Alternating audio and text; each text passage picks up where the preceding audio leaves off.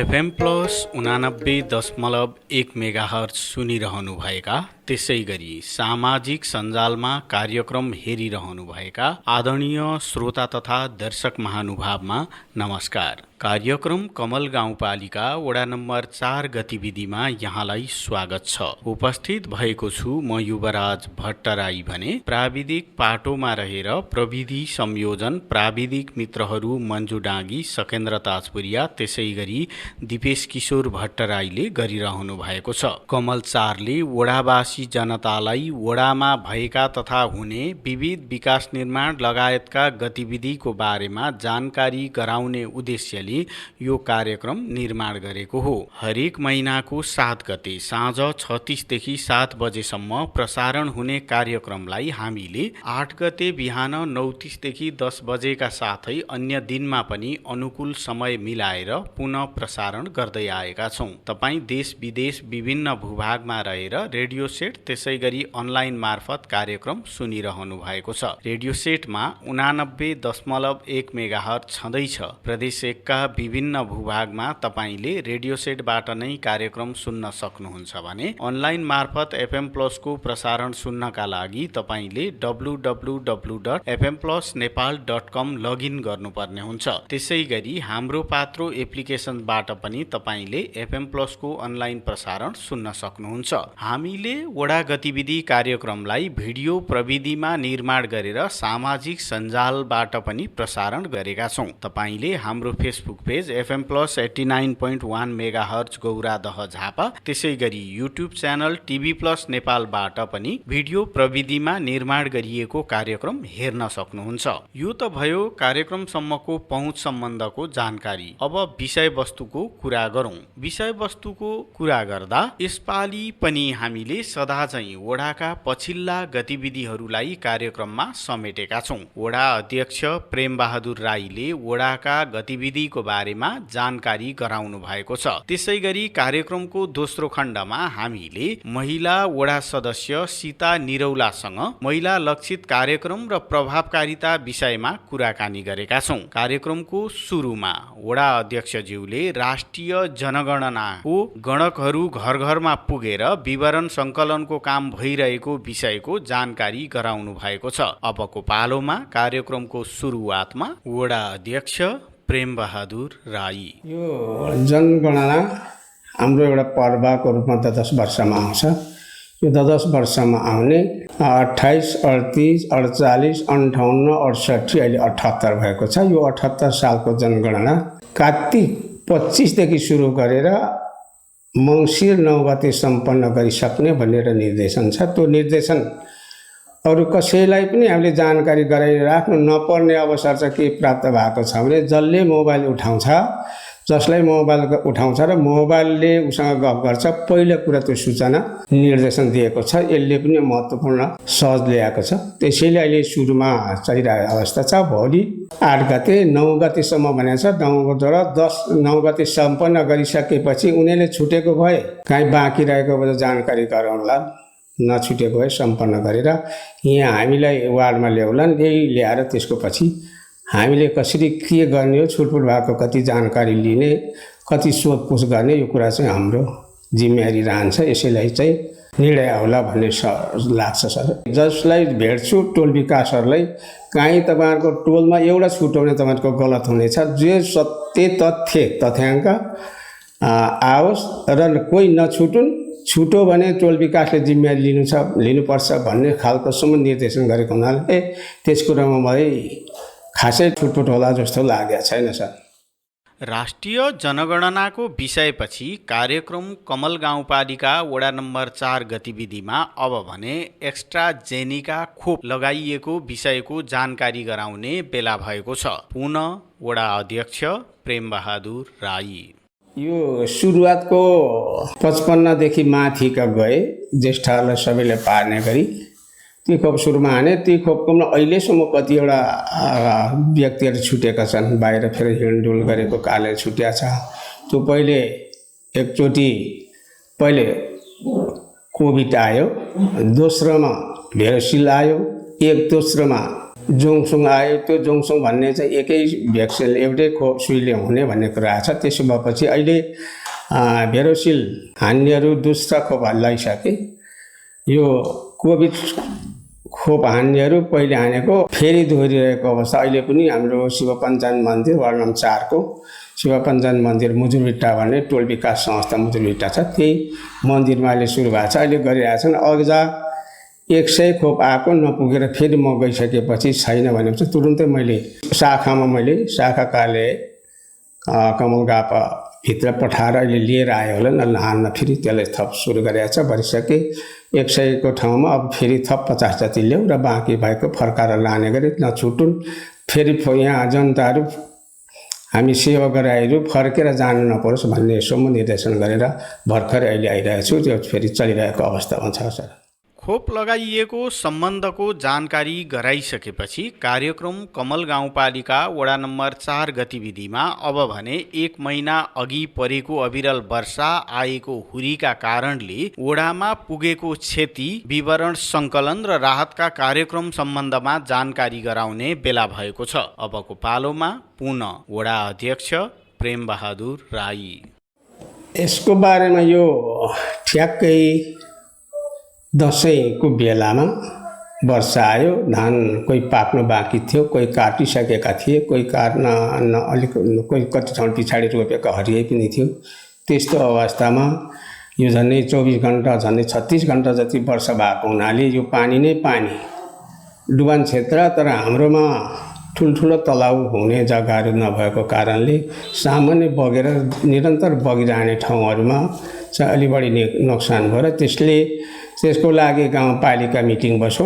Meeting बसेर पनि के गर्ने भन्ने कुरा छलफल भयो। छलफल भइसकेपछि सबै तथ्याङ्क सङ्कलन गर्ने भनेर गाउँपालिकाले बैठकले निर्धारण गरेर हामीलाई निर्देशन आयो, परिपत्र आयो, मेसेज आयो कम्प्युटर मार्फत र त्यो अनुसार हामीले निर्देशन पालिकाको निर्देशन के आयो भने टोल विकास संस्था र वडाका कर्मचारी जनप्रतिनिधि सहितको टिम बनेर तथ्याङ्क सङ्कलन गरेर पेश गर्ने भन्ने निर्देशन आयो। त्यो निर्देशनको आधारमा हामीले टोल विकासमा गयौँ। टोल विकासका साथीहरूलाई सबैले राखेर पछि हामी जनप्रतिनिधि सहित लागेर सङ्कलन गर्ने कुरामा आयो र बढी टोल विकासले बढी खटेर सङ्कलन गरे। त्यो टोल विकासले सङ्कलन गरेर दिएको तयार गरेको सबै डकुमेन्ट पालिका पठायौँ।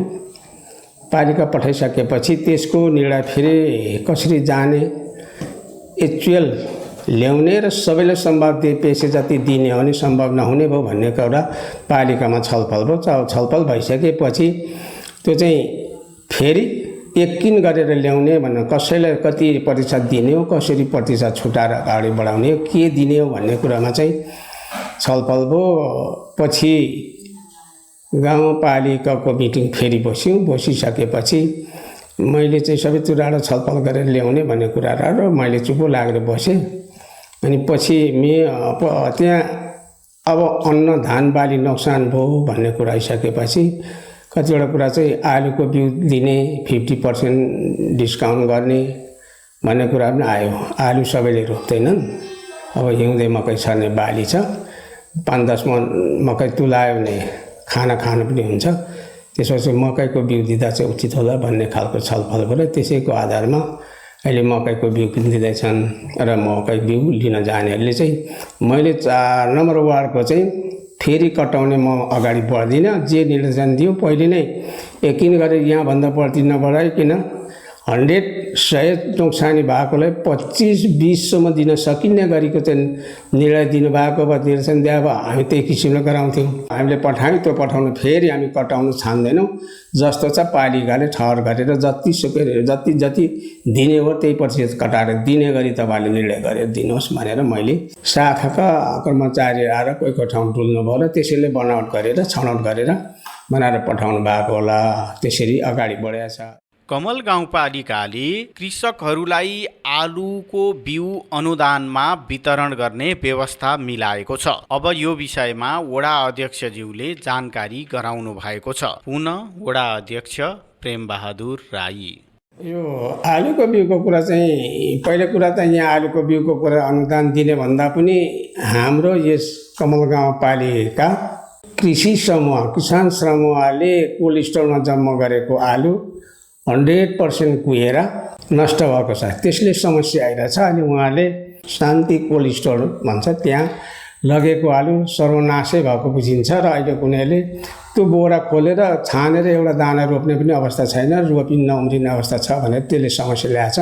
सबै किसान समूहले त्यसको क्षतिपूर्ति नोक्सानी बेहोर गराउने खालको अब चाहिँ पछि यहाँबाट सिफारिस लगेर सिधै कसले गाउँपालिका लाँदैछन्, कसैले चाहिँ सिधै कोल्ड स्टोर लगेर छ, त्यसले समस्या आएको छ।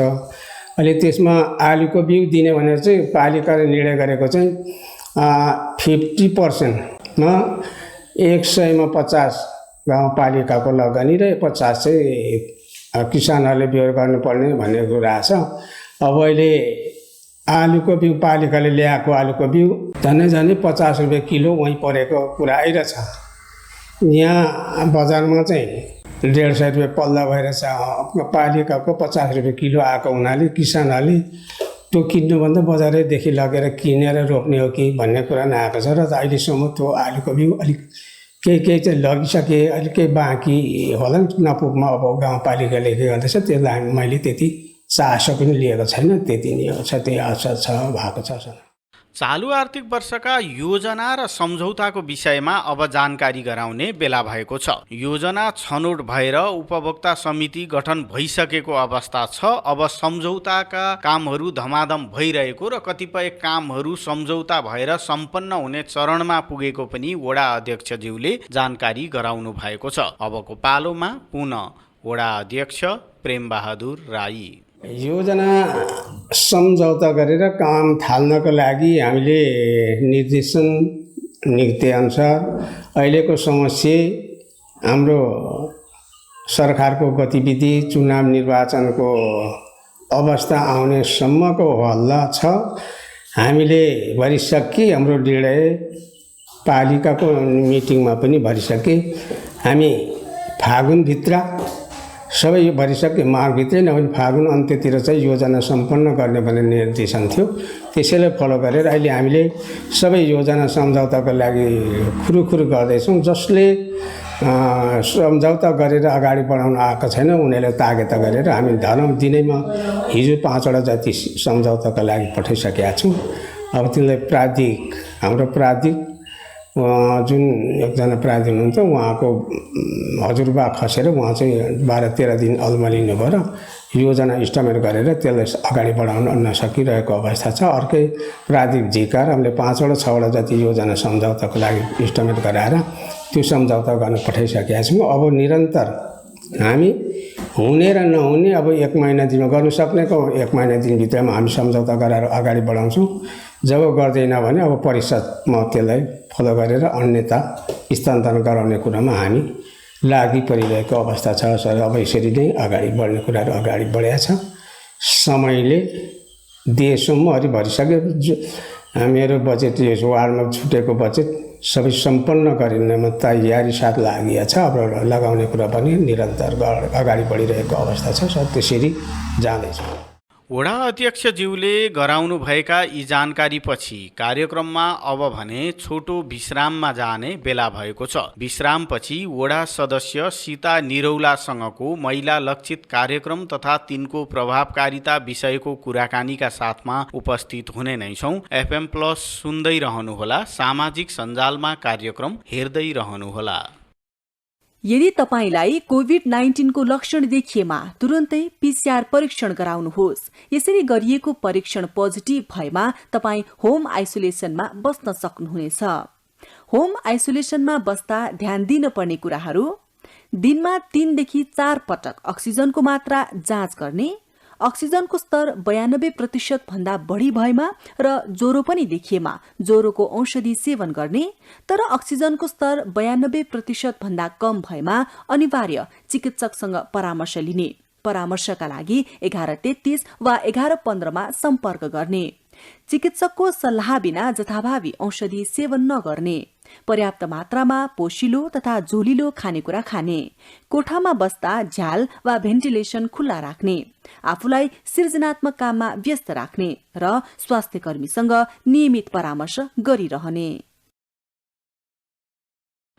FM प्लस 89.1 मेगाहर्ज सुनिरहनुभएका, त्यसै गरी सामाजिक सञ्जालमा कार्यक्रम हेरिरहनुभएका आदरणीय श्रोता तथा दर्शक महानुभावमा छोटो विश्रामपछि पुनः स्वागत छ। कार्यक्रमको पूर्वार्धमा हामीले वडा अध्यक्षज्यूले वडाका पछिल्ला गतिविधिको बारेमा गराउनु भएको जानकारी प्रस्तुत गर्यौं। कार्यक्रममा अब भने वडा सदस्य सीता निरौलासँग महिला लक्षित कार्यक्रम तथा प्रभावकारिताको विषयमा केन्द्रित रहेर गरिएको कुराकानी प्रस्तुत गर्ने बेला भएको छ। प्रस्तुत छ उक्त कुराकानी।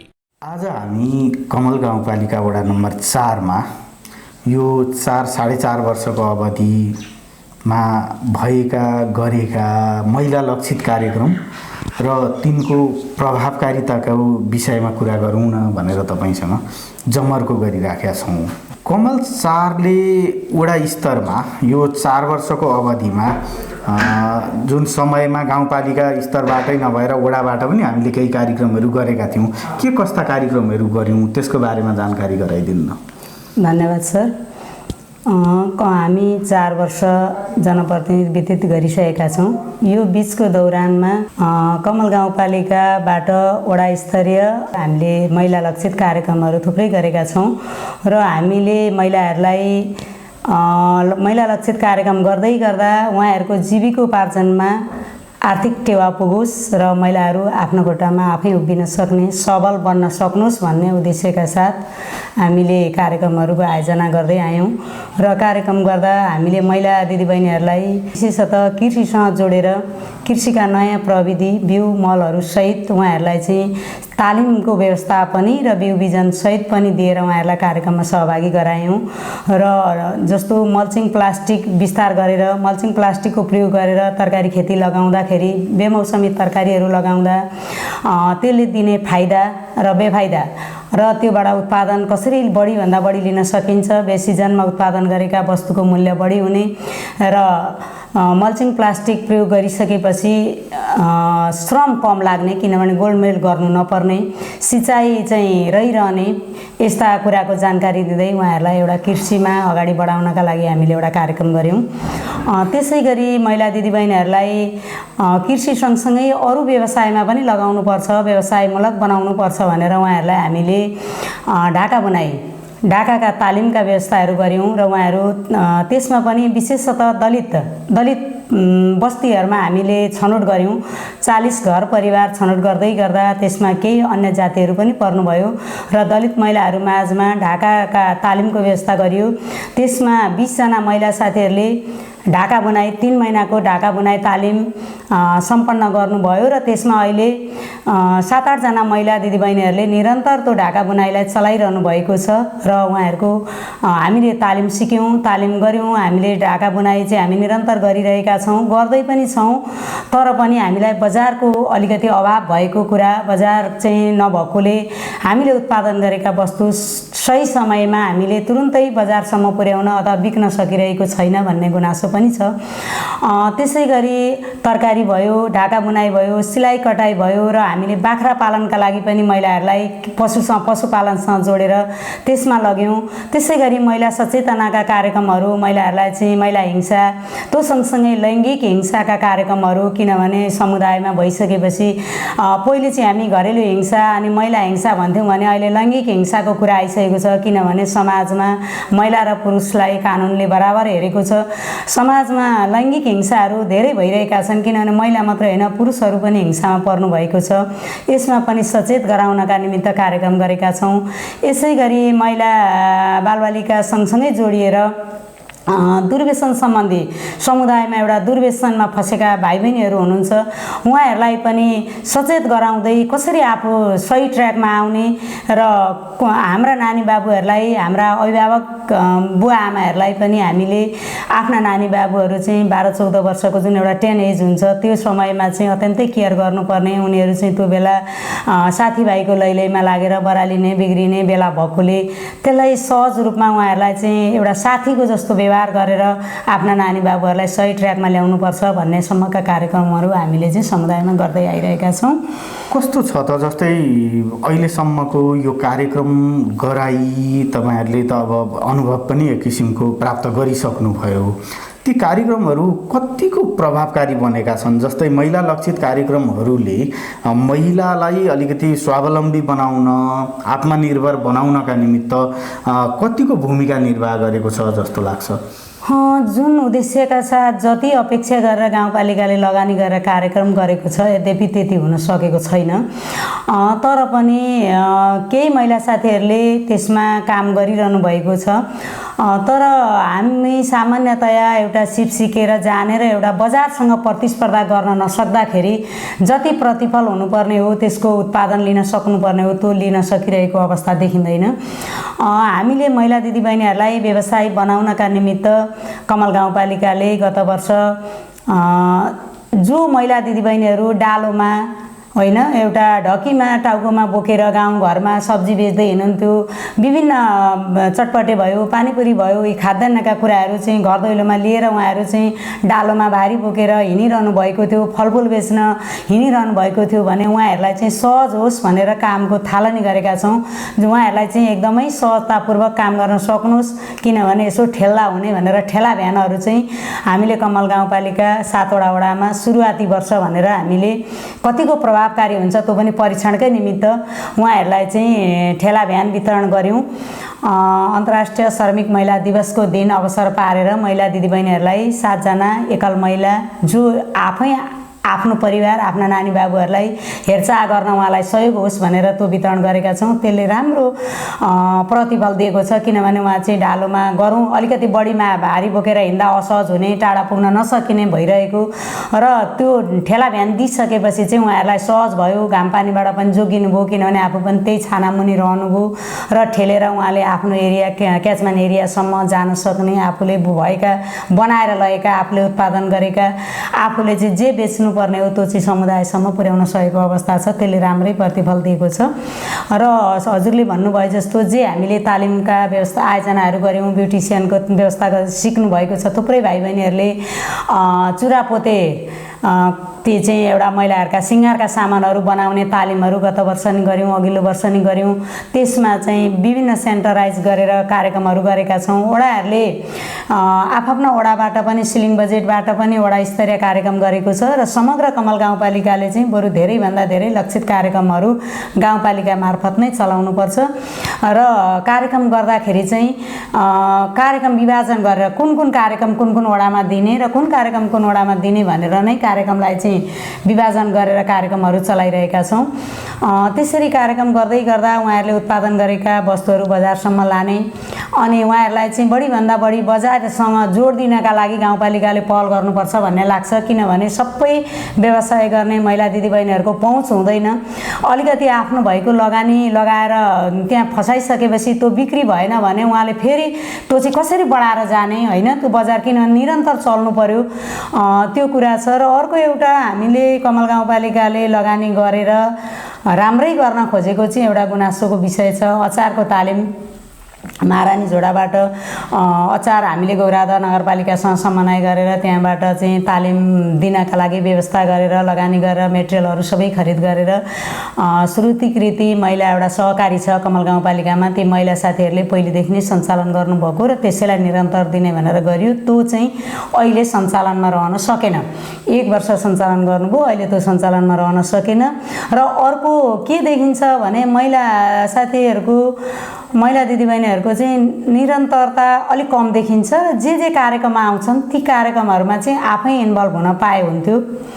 होइन आफै इन्भल्भ हुन पाए हुन्थ्यो। ब्युटिसियन तालिम आए पनि म जाने, कटिङ आए पनि म जाने, अनि ढाका बुनाइमा पनि म जाने, बाख्रा पालन भयो भने म जाने। अनि एउटै मान्छेले थुप्रै तालिममा सहभागी भइसकेपछि उसले कुन तालिमलाई चाहिँ व्यवसाय बनाउँछ भन्ने कुरा चाहिँ अब हामीले सोच्न बाध्य भएका छौँ।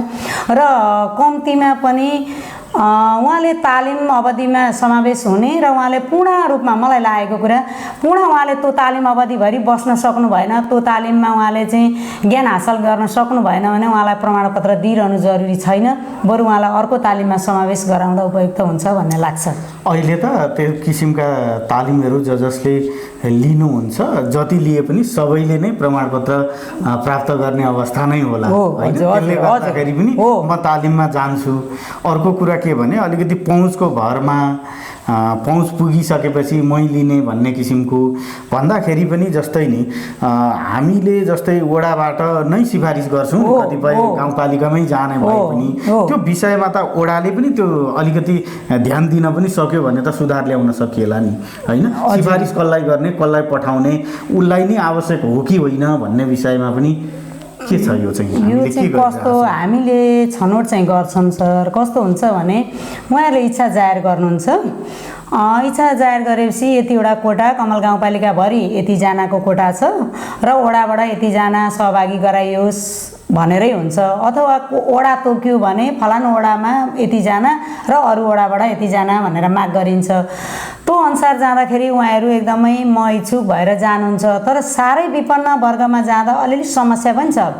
किन भन्छन् 3 महिना ऊ 10 बजेदेखि 5 बजीसम्म तालिममा बस्छ, उसले सधैँ श्रम गरेर उसले चाहिँ जीविकोपार्जन गर्नुपर्ने भएको हुनाले उसले चाहिँ त्यो तालिम अवधिभरि ढुक्कै समय दिन नसकेको अवस्था पनि छ, जटिलता पनि छ।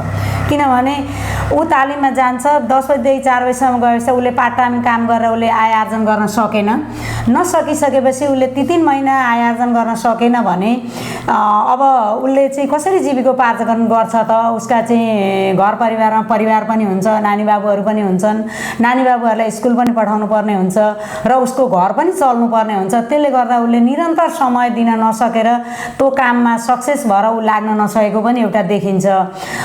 अर्को अब मलाई लागेको चाहिँ ठ्याक्कै अब हामीले कमल गाउँपालिका एउटा कृषिसँगै आश्रित धेरै गाउँ नै भएको, खेतीयोग्य जमिन भएको हुनाले विभिन्न खालका तरकारी फलफुल होइन पशु कृषिसँगै जोडिएर छिटो उत्पादन दिने र बजारीकरणको व्यवस्था चाहिँ बरु गाउँपालिकाले नै समन्वय गरेर त्यसलाई चाहिँ के गर्न सकिन्छ। गत वर्ष कलेक्सन सेन्टर कमल गाउँपालिकाको 4 नम्बर वडामै पेट्रोल पम्प नजिकै स्थापना गर्ने भनेर पनि कुराकानी नभएको होइन, बजेटिङको व्यवस्था पनि भयो। तर त्यो विविध कारणले त्यो ठाउँ ठ्याक्कै एकिन नभएकोले पछि अब त्यहाँ कलेक्सन सेन्टर बन्न सकेन। र अब महिला साथीहरूको चाहिँ त्यही हो, एउटा अत्यन्तै विपन्न मान्छेले पनि त्यो कार्यक्रम निरन्तर रूपमा लामो समय तालिममा बस्न नसक्ने, उसको आर्थिक कारणले, किनभने उसले घर चलाउनु पर्ने, त्यहाँ चाहिँ ढुक्कै लागेपछि ऊ त्यो तालिममा बस्न नसक्ने। अर्को कुरा अब अलिकति भाइ बहिनी साना भनौँ पढ्दै गरेका भाइ बहिनीहरू पढाइमा पनि हुने अनि यता पनि कार्यक्रम आयो भन्दा चाहिँ एप्लाई गरिहाल्ने, किनभने सिक्छु भन्दा सिकोस् न त, गरोस् केही भन्ने नै हामीलाई पनि हुन्छ।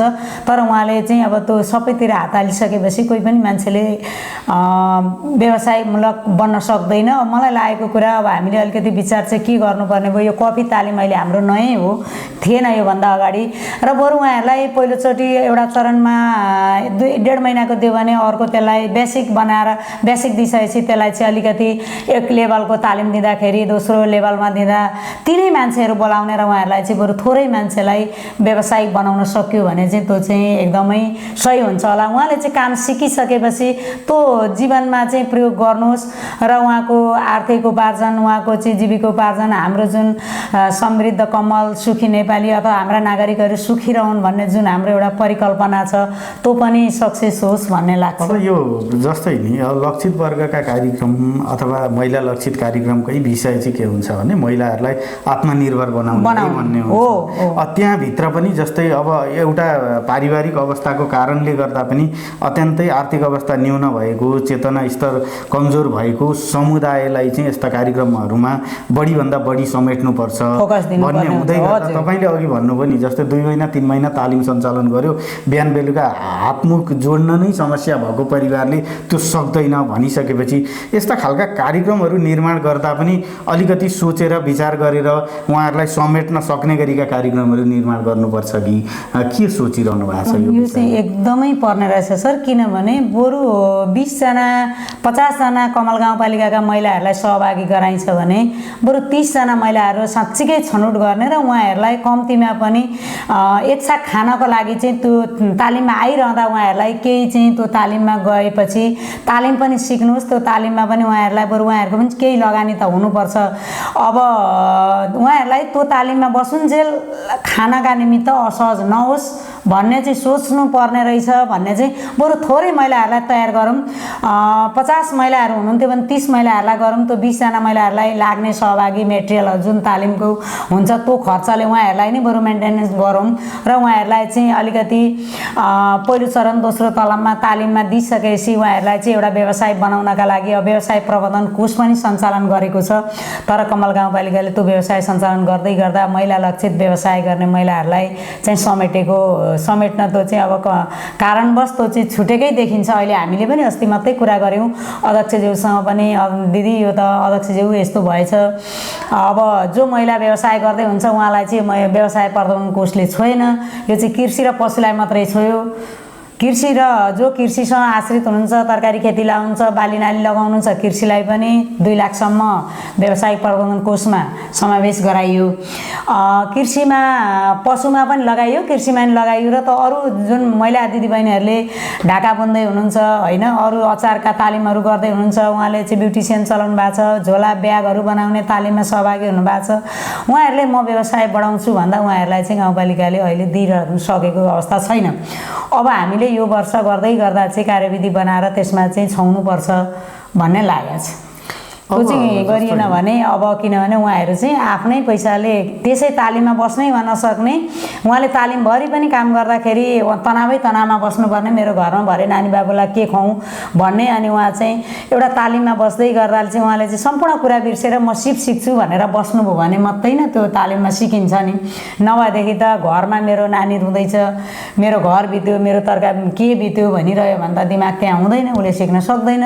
त्यसले गर्दाखेरि चाहिँ अलिकति बरु थोरै महिला साथीहरूलाई, महिला दिदीबहिनीहरूलाई थोरै समेट्ने, निश्चित जुन लक्षित वर्ग हो त्यसैलाई समेट्ने र उहाँलाई चाहिँ एउटा लक्ष्यमा पुर्याउने गरी टेवा दिने गरी चाहिँ लाग्दाखेरि उपयुक्त हुन्छ कि भन्ने लागेको छ। अब जस्तै हामी अन्त्यमा पनि छौँ होइन, वडामै केन्द्रित रहेर कुरा गर्दा जस्तै ग्रामीण भूभाग अधिकांश रहेको वडा हो। हजुर, त्यति ठुला बजारहरू पनि वडा नम्बर 4 मा देखिँदैन। हजुर, छैन। ग्रामीण भूभागका महिलाहरू धेरै भनौँ न कृषि कर्म नै गरिराखेको हामीले धेरै देख्छौँ। उहाँहरूलाई आत्मनिर्भर बनाउन ग्रामीण महिलाहरूलाई वडा नम्बर 4 का महिलाहरूलाई चाहिँ विशेष गरी आत्मनिर्भर बनाउनका निमित्त चाहिँ कस्ता कार्यक्रमहरू चाहिँ उपयुक्त होला भन्ने, तपाईँले त अब स्थानीय हुनुभयो, यहाँको जनप्रतिनिधि पनि हुनुभयो, महिला पनि हुनुभयो, तपाईँको सोचाइ धारणा चाहिँ के छ? हामीले अहिले चाहिँ के सोचिरहेछौँ भने साँच्चीकै महिलाहरूलाई कृषिमै जोड्नुपर्छ भन्ने नै हो पहिलो कुरा। किनभने हामी सबै 4 नम्बर त अहिले एउटा बजार पनि छैन, हजुरले भनिहाल्नुभयो, सबै हामी कृषिसँगै आश्रित छौँ र हामीले अहिले एउटा चाहिँ मसला बाली किनभने बजारमा सबैले उपभोग पनि गर्ने र त्यो मसला बालीमा जस्तो बेसार हुने भयो, अदुवा हुने भयो, खुर्सानी हुने भयो, धनियाँ हुने भयो, मेथी हुने भयो र जिराको पनि हामीले कुरा गरेका थियौँ। गत वर्ष पनि जिराको कुरा गर्दा गर्दै पनि त्यो बाली आएन र अहिले हामीले केही बजेटको व्यवस्था गरेर त्यो मसला बालीको तालिम पनि दिने र उहाँहरूलाई चाहिँ अहिले पहिलो चरण छ, उहाँहरूलाई तालिम दिन्छौँ र केही बिउ बिजन पनि दिन्छौँ हामी र उहाँहरूलाई चाहिँ त्यो माटो परीक्षण कमल गाउँपालिकाले नै गरिदिन्छ, हामीसँग ल्याब छ, माटो परीक्षण गरिदिने र जैविक मल पनि त्यही उत्पादन गर्ने तालिमको व्यवस्था पनि हामीले राखेका छौँ र त्यो जैविक मल बनाउन पनि लगाउने र रासायनिक मललाई विस्थापित गर्दै हाम्रै घर परिवार खेतबारीमा रहेका कुहिएका हाम्रै पशुपालनबाट तयारी भएका कम्पोस्ट मलहरूलाई प्रयोग गर्दै हाम्रो दैनिक जीवनमा उपभोग हुने मसला बालीहरूलाई चाहिँ अलिकति अगाडि लान सकिन्छ कि भन्ने लागेको छ। त्यो एउटा र पशुपालनसँग पनि जोड्नुपर्छ नै भन्ने लागेको छ। बाख्रामा राम्रै देखिएको छ, केही महिला साथीहरूले गर्नुभएको छ। त्यो नमुना पनि उहाँहरूलाई देखाउँदै, किनभने बिस्तारै रहेछ महिलाहरूको चाहिँ अहिले पनि देखिँदैन। विभिन्न समूहहरू, थुप्रै समूह छन्, समूहका चार्ट छन् हामीसँग, 14वटा कृषक समूह छन्। त्यसमा पनि सामूहिक रूपमा काम गर्नलाई मान्छेहरूको त्यति उत्साह देखिँदैन। म मेरै खुसीले गर्छु, अर्काले अर्कै खुसीले गर्छ। उहाँहरूलाई सामूहिक रूपमा काम गर्ने र चाक्लाबन्दीको रूपमा चाहिँ बनाउन सक्यो भने कसैको जग्गा जमिन 1.5 बिघा 2 बिघा जग्गा चाहिँ लिजमा लिएर, होइन, त्यो लिजमा लिएर चाहिँ एकै ठाउँ 5 जना 10 जना महिलाहरूलाई चाहिँ एउटा टिम बनाएर त्यहाँ चाहिँ मसला बाली उत्पादन गर्न, बेसार खेती गर्दा त्यत्रो धेरै मेहनत पनि पर्दैन। त्यो दैनिक उपभोग्य वस्तु, अदुवा खेती गर्न सकिन्छ, खोर्सानी खेती गर्न सकिन्छ। यस्ता कुरामा लगाएर उहाँहरूलाई कृषिसँगै जोडेर जाउँ। र जस्तो अब कफीको कुरा आएको छ अहिले, हामी त्यो कफी बालीकोमा पनि हामीले चाहिँ विशेष गरी बरु थोरै महिलाहरू राखौँ र साँच्चै उहाँहरूलाई व्यवसायमै लगाउने गरी हाम्रो माटोमा सुइटेबल हुन्छ कि हुँदैन पहिलो त परीक्षणै गर्नु पर्यो। किनभने नयाँ कुरा उत्पादन गर्न लगाउँदा माटोको सुइटेबल भएन, उत्पादन नहुने कुरा रहेछ भने हामीले त्यो गर्छौँ भनेर पनि हुँदैन, लगानी मात्रै खेर जान्छ। पहिलो माटोको अवस्था के छ परीक्षण पनि गर्ने, त्यो माटोको अवस्था के छ, पहिले 4 नम्बरको माटो अत्यन्तै बिग्रेको भनेर कुरा आएको छ। कृषि चुनहरूको प्रयोग गर्ने, माटो परीक्षण गर्ने, माटोमा के जैविक तत्त्वको कमी छ त्यसलाई चाहिँ उर्वर बनाउने र महिला साथीहरूलाई कृषिमा नै जोडेर, र साँच्चै उहाँहरूले एक एकजनालाई त राज्यले तँ यो गर भन्न सक्दो रहेछ, होइन। समग्रमा टिम बनाएर, समूहहरू बनाएर 5 जना 7 जना धेरै ठुलो नभए पनि पहिले चाहिँ सानो समूहहरूमा उहाँहरूलाई काम गर्ने बानी बसालेर, किनभने समूहको एकजनालाई दियो भने त उसले सिकेर आएर 7 जनालाई सिकाउने भयो। त्यसरी नै जानुपर्ने जस्तो लाग्छ। र महिला साथीहरूलाई चाहिँ हामी कृषिमा अलिकति अगाडि ल्याउनका लागि अब विभिन्न कृषक समूहमा महिलाहरू लाग्नु भएको छ, काम पनि गर्नु भएको छ। धानको पकेट महिला साथीहरू लागेर काम गरिरहनु भएको छ एउटा 4 नम्बरमै माथि पेट्रोल पम्पदेखि सिद्धार्थ अमरडाँगी टोलमा, टोल विकास संस्थामा राम्रै भएको छ। बाख्रा पालन पनि 3-4 वटा फर्महरू सञ्चालन छन् 4 नम्बरमा, राम्रैसँग महिला साथीहरूले गर्नुभएको छ। र अहिले हामीले चाहिँ मसला बालीलाई अलिकति प्रोत्साहन गर्ने र त्यो सँगसँगै अब बाख्रा पालनका लागि गर्दाखेरि विभिन्न जातका घाँसहरूको कुरा पनि भयो, डाले घाँसका कुरा भए, भुइँ घाँसका कुराहरू भए, त्यो गर्नेछौँ। र अब हजुरले भने जस्तै हामीले समय सापेक्षता जानै पर्छ, किनभने घाँस बाख्रा खेतीपाती मात्रै भनेर पनि भएन। महिलाहरूका आफ्ना इच्छा पनि हुन्छन्, चाहना पनि हुन्छन्। र एउटै लागेको कुरा चाहिँ एउटै महिलालाई अस्ति पनि मैले कार्यक्रम चुरापोतेको तालिम, त्यसमा चाहिँ सबै महिलाहरूलाई प्रमाणपत्र दिने काम हुँदै गर्दा मैले त्यहाँ बोल्ने क्रममा भनेको थिएँ 15 दिन सिक्नुभयो 3 महिनाको तालिम हो भने उहाँलाई प्रमाणपत्र नदिउँ। ठिक छ, सहभागी हुनुभयो, सहभागी भएकोमा सहभागी भनौँ, तर उहाँले चाहिँ तालिममा सिकेर उहाँ चाहिँ विज्ञ हुनुभयो, सफलता तालिममा सहभागी हुनुभयो भन्न चाहिँ पाइयो। तर उहाँले जान्ने हुनुभयो भनेर पास हुनुभयो भनेर चाहिँ आयोजना गर्ने निकायहरूले चाहिँ यति गरायो भन्ने फाइदा देखिने होला, तर अब सिप सिक्ने कुरामा हो परिणाम देखिने गरी हो, परिणाम देखिनु पर्यो। मैले 15 दिन तालिम सिकेँ अनि मैले चाहिँ प्रमाणपत्र पाएँ भने त उहाँहरूले दिँदा त कमल गाउँपालिकामा चाहिँ तालिम सिकेँ अनि मैले चाहिँ प्रमाणपत्र पाएँ भने त उहाँहरूले दिँदा त कमल गाउँपालिकामा चाहिँ यतिजना महिलाहरूले यो सिप सिक्नुभयो भने हुन्छ, तर सिक्न त सिकेकै छैन नि त। भनेदेखि बरु जतिजनाले त्यो कोटा पुरा गर्नुभयो बरु उहाँहरूलाई परीक्षा लियोस्, उहाँहरू दक्ष बन्नुहोस् अनि त्यही अनुसारले परीक्षा दिउँ, अरू सहभागी हुनुभयो, त्यसरी जानु पर्यो। र अब अलिकति त्यो कुराहरू छ र एउटै महिला मान्छेहरूलाई सबै तालिममा सहभागी गराउने गरी लाग्नु भएन, त्यो पनि हामीले सोच्नुपर्ने भएको छ। अन्त्यमा जान चाहँदै अब अन्त्यमा जाँदै वडावासी महिला दिदीबहिनीहरूलाई आत्मनिर्भरताको बाटोमा अगाडि बढ्न चाहिँ तपाईँ के भन्न चाहनुहुन्छ? सबै महिला दिदीबहिनीहरूलाई मेरो एकदम विनम्र अनुरोध, हामी मसँग मेरो श्रीमानको छ, मेरो छोरोले कमाउँछ भन्ने होइन, हामी महिलाहरू आफ्ना खुट्टामा उभियौँ, जे सकिन्छ आफ्नो योग्यता क्षमता, पढाइ छ भने पढाइमै लागौँ, होइन, आफ्नो सिप छ भने सिपलाई सदुपयोग गरौँ, बिना फुर्सदमा गफ गरेर नबसौँ, जे सिकिन्छ थोरै भए पनि आफ्नो सिप आफूले सबै मान्छेसँग आफू एउटा प्रतिभा हुन्छ, आफ्नो क्षमता अनुसारको आफ्नो सिप अनुसारको सिप सिक्ने प्रयत्न गरौँ र आफूले सिकेको सिपलाई सदुपयोग गरौँ। र मैले सिकेको सिप जति धेरै बाँडो त्यति त्यो ज्ञान बढ्ने हो र त्यो ज्ञानलाई सदुपयोग गरौँ र आत्मनिर्भर बन्नका लागि हातेमालो गर्दै आफूले सिकेको सिप अर्कोसँग सहकार्य गर्दै र विभिन्न ठाउँमा अवलोकनमा जाने, रमाइलो मनोरञ्जन, कसले के गर्गन लायो, कसले राम्रा लुगा लायो, कसले के गरौँ भन्ने भन्दा पनि कसले कति राम्रो उत्पादन गर्दैछ, कुन महिलाले चाहिँ कुन व्यवसाय गरेर अब्बल हुनुभएको छ, म पनि त्यो सिप सिक्छु भनेर आफ्नो क्षमता उमेर अनुसार सबै कुराले चाहिँ म्यानेज गर्छ। त्यसले गर्दाखेरि त्यो सँगसँगै आफ्नो योग्यता सिप क्षमता अनुसारले चाहिँ आफूलाई कुन सुइटेबल हुन्छ त्यो छनौट गरेर त्यो काममा लागौँ। सबै दिदीबहिनीहरूलाई जे जति सकिन्छ अर्काको मात्रै हेरेर होइन, अर्काको हेरेर आफूले सिप सिकेर त्यो चाहिँ आफ्नो जीवनमा प्रयोग गरौँ र उदाहरणीय बनाऊँ भन्ने कुरा चाहिँ म सम्पूर्ण दिदीबहिनीहरूलाई राख्दछु।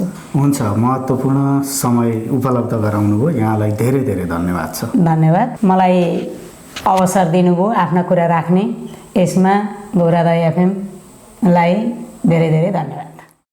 कमल सार्की वडा सदस्य सीता निरौलासँग गरिएको महिला लक्षित कार्यक्रम तथा प्रभावकारिता विषयको यो कुराकानीसँगै कार्यक्रमबाट अब भने हामीले बिदा माग्नुपर्ने बेला भएको छ। तपाईलाई यो मङ्सिर महिनाको कमल गाउँपालिका वडा नम्बर 4 गतिविधि कार्यक्रम कस्तो लाग्यो प्रतिक्रिया दिन नभुल्नुहोला, जसका लागि हाम्रो स्टुडियोको टेलिफोन नम्बर 023 480 055 सदैव खुल्ला छ। प्राविधिक पाटोमा रहेर प्रविधि संयोजन गर्नुहुने प्राविधिक मित्रहरू मन्जु डाँगी, सकेन्द्र ताजपुरिया, त्यसै गरी दिपेश किशोर भट्टराईलाई धन्यवाद दिँदै म युवराज भट्टराई अर्को दिन अर्को वडाको गतिविधिका साथमा हाजिर हुने बाचा सहित बिदा माग्छु। FM+ सुन्दै रहनुहोला। हवस् त, नमस्कार।